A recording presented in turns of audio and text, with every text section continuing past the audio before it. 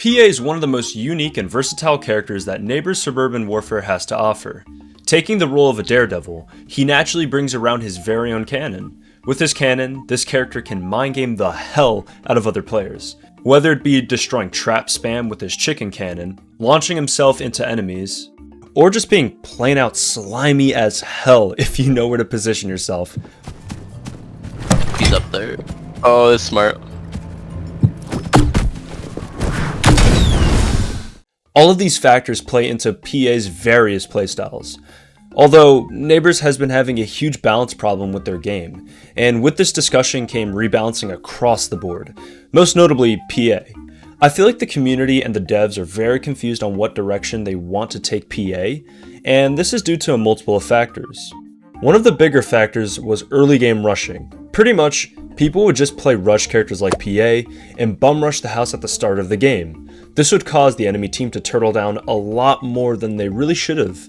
And for some reason, PA received various nerfs because of this, which I don't understand, because the problem wasn't a result of PA, it mainly had to do with the fact that players could get their hands on the crowbar and the saw very quickly, which allowed for such a playstyle in the first place. They would later change aspects about the core gameplay loop to nerf early game rushing, and even as I was making this video, are still continuing to do that. They'd even gone as far to nerf PA in areas that he should have been nerfed in the first place, but PA would still see no buff to compensate for these changes. Now, granted, I do think PA can be nerfed in a few more areas, so let's go ahead and explore the do's and don'ts for PA.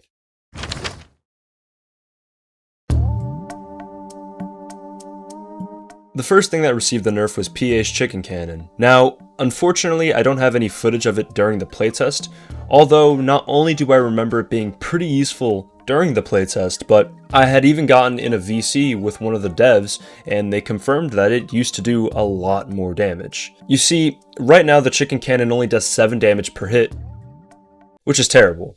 I have even gone as far to test out every damage buff perk in the game to see if any interesting combos can be made, and the most I was able to squeeze out was with Tai Chi, increasing the damage from 7 to 10. That was an improvement, but it's not hard to improve on garbage. Whilst this is an improvement, it's still shit, and the fact that you have to rely on a perk for it to do the bare minimum is still not a good justification for its base damage anyways. This pretty much makes it one of the most useless ults in the game.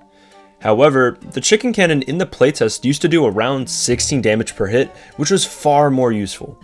The biggest problem with it is that it dealt too much damage to the players and the objectives, since the opposing team would pretty much go down alongside their destructibles, which doesn't give them a good opportunity to shut down PA while he's on his chicken cannon. Having the chicken cannon deal 7 damage to players and about 16 to the destructibles, excluding the objectives themselves, is a good spot to have the chicken cannon at. This allows the chicken cannon to be very useful at taking down trap spam, which is especially important right now, since that is a current problem that has been plaguing the game. People constantly trap spamming the TV and the toilet in goodwill manner, and I mean hell, including myself. And it's because it's a very good crutch spot, since the TV and toilet are close together, and if that wasn't enough, the layout of this area is just big enough to be able to comfortably move between the two objectives, all the while still being tight enough to spam traps, making it damn near impossible for the enemy team to rush. One thing they could potentially do to prevent chicken cannon from being OP is to nerf the amount of ammo it has, so it can't just destroy an entire house in one use. I'd say about 3 to 4 shots is fine. The main takeaway is to just buff its base damage, make it about 16 or so for traps. I could see so many of PA's perks becoming viable with this change, so please, invisible walls. For the love of God, I'm tired of just exclusively running Jetpack PA because that is the only viable one. It's Jetpack plus fishing. That's all he is right now.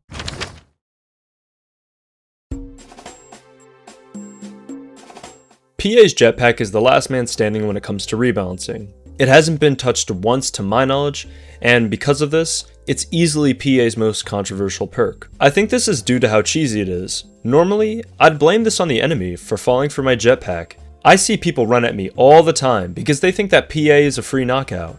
In turn, people end up mindlessly running towards PA, and then they get all upset whenever they get jetpacked. With that being said, it still can be used for really cheesy things, and I'm not even talking about what I showed you in the intro. For instance, this Kim pretty much did everything in her power to avoid me. Despite this, I can still jetpack her. Admittedly, this is complete AIDS. So here's my proposal. Once PA has his jetpack in his hands, he should have to charge it up first, like his helmet. Only when he is at max charge can he apply the jetpack to someone. Although, there's a catch. Whilst in the charge up state, if he takes damage, the jetpack cancels out and he has to wait 5 seconds.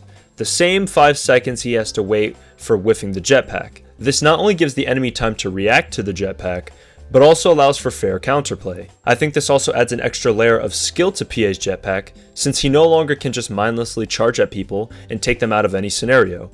It would now require timing, all the while still retaining the mind game factor that PA is known for. In addition to that, not only should the umbrella be able to block PA's jetpack, I also don't think that PA's jetpack should be able to deal damage to the objective, since players can accidentally fly towards their objective without intending to. I think the reward of putting someone out of a fight is good enough.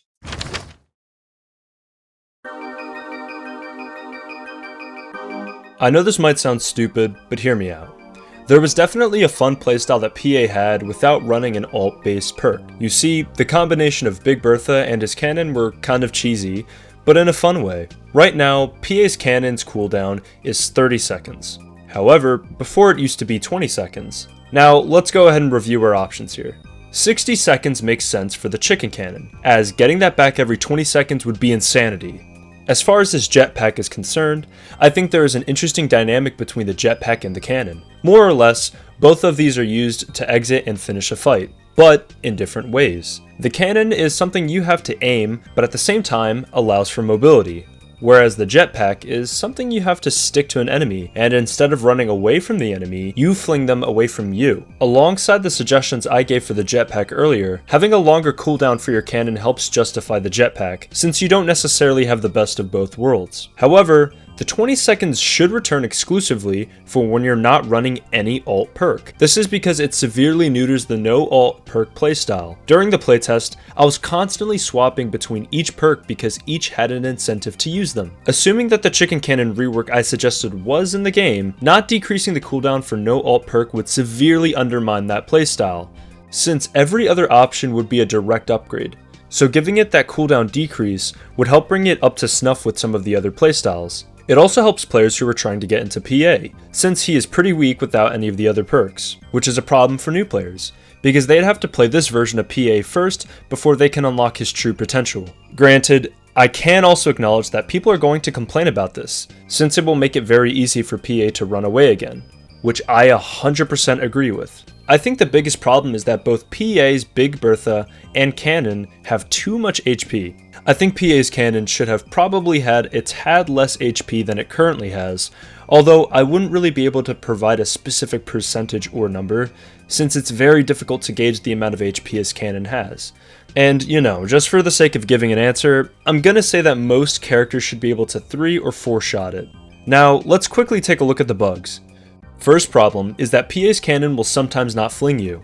I have no clue why this happens, but it does, and it's really fucking annoying. Second off, you can completely dodge vehicles whilst in your cannon.